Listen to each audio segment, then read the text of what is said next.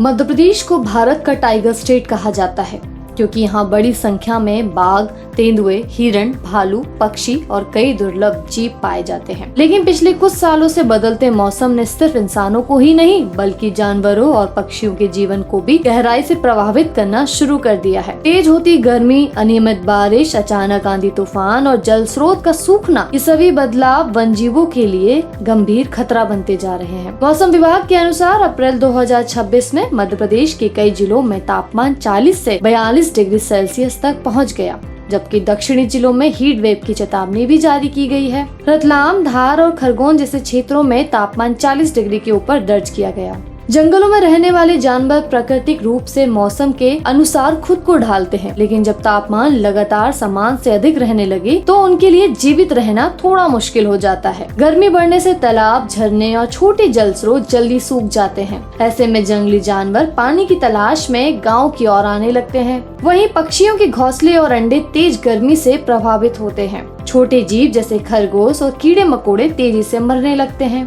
कई जानवरों की ब्रीडिंग प्रक्रिया प्रभावित होती है। गर्मियों के दिनों में बाघ, तेंदुए, नीलगाय और हिरण जैसे जानवर पानी की तलाश में मानव बस्तियों के करीब पहुंच जाते हैं, जिससे मानव वन्यजीव में भी संघर्ष देखने को मिलता है।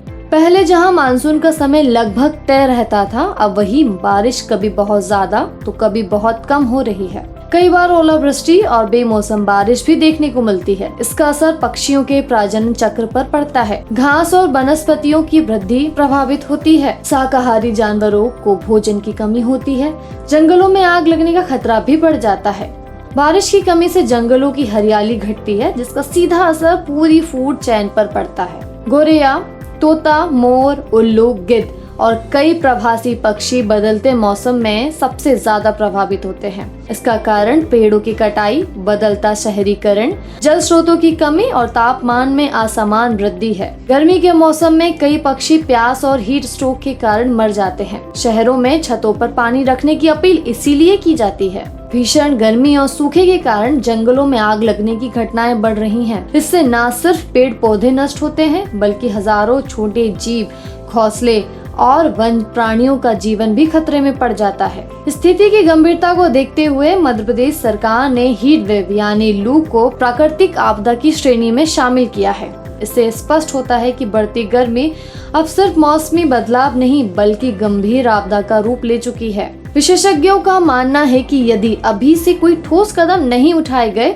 तो आने वाले सालों में कई प्रजातियां संकट में आ सकती हैं। ऐसे में बड़े स्तर पर वृक्षारोपण, जंगलों की सुरक्षा, वन जीव कॉरिडोर को सुरक्षित रखना, शहरों की हरियाली बढ़ाना और पक्षियों और जानवरों के लिए जल स्रोत बनाना जरूरी है।